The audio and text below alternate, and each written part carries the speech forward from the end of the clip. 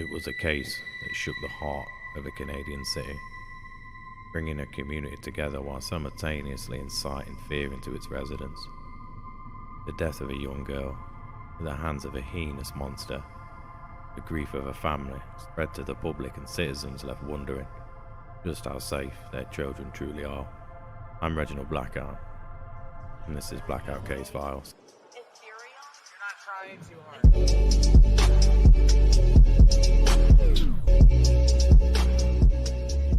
It was May the 12th, 2003, when 10-year-old Holly Jones volunteered to walk her friend Claudia home after an after-school playdate.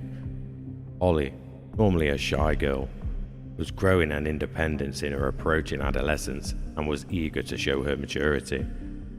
Claudia only lived a short distance from Holly, so they walked along Sterling Street, the very same route Holly walked to school. Upon seeing Claudia off, Holly walked back toward her house down Perth Avenue. When Holly left her home at 6 p.m, it was still daylight, and as the darkness grew, her parents, Maria Jones and George Stonehouse, began to worry. They promptly reported her missing, and an Amber Alert was issued the following morning, in addition to a plea from Holly's parents for information about her daughter's whereabouts and for her safe return.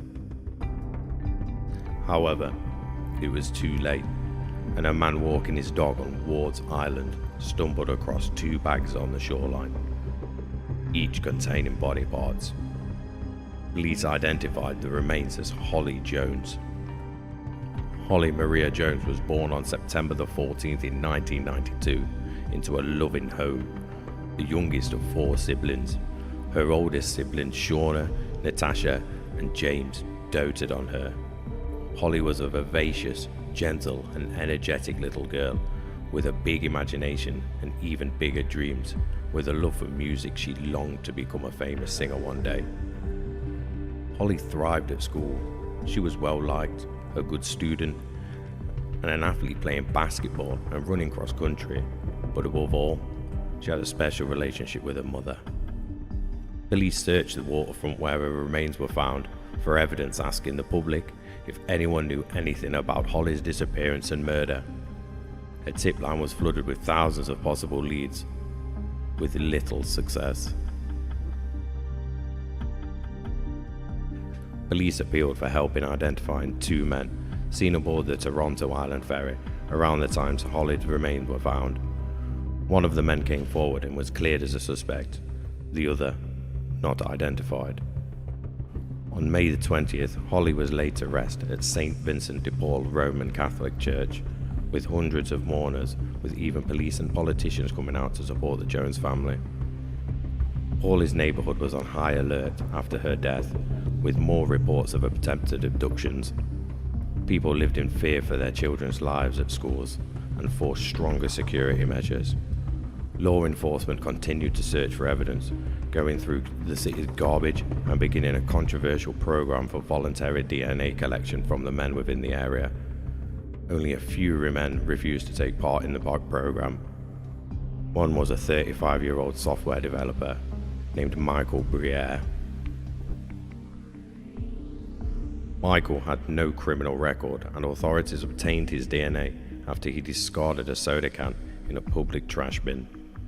His DNA matched with blood found under Holly's fingernails, prompting police to arrest him. While under interrogation, Michael confessed in full to the murder of Holly Jones.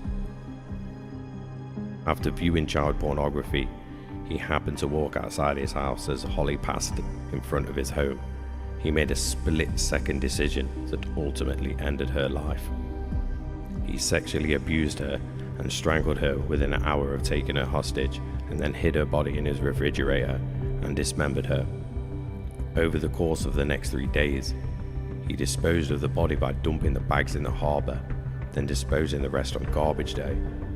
Michael Briere was charged with first-degree murder and was held without bail in protective custody. Holly's family, while devastated, were relieved that their killer had been caught. In the ensuing months, Michael waived his rights to a preliminary hearing. He chose to plead guilty on June 17, 2014, to spare the Jones family from a painful trial. He was sentenced to life in prison and will not be eligible for parole until 2028. Michael attributed his actions to child pornography and stated that had Holly not been in the wrong place at the wrong time, she would still be alive today. Since the trial, 2 memorials have been created in Holly's honor at 2 parks in the neighborhood where she lived. Holly's mother has maintained her own garden in Holly's memory at her home. Nothing will ever bring back her youngest daughter, but she and her husband stride for change by proposing Holly's Law.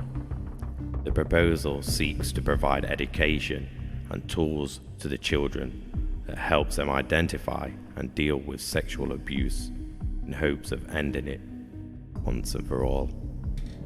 Thank you for watching. Please subscribe to the channel. You don't want to miss what's next. I'll see you next time. Thank you.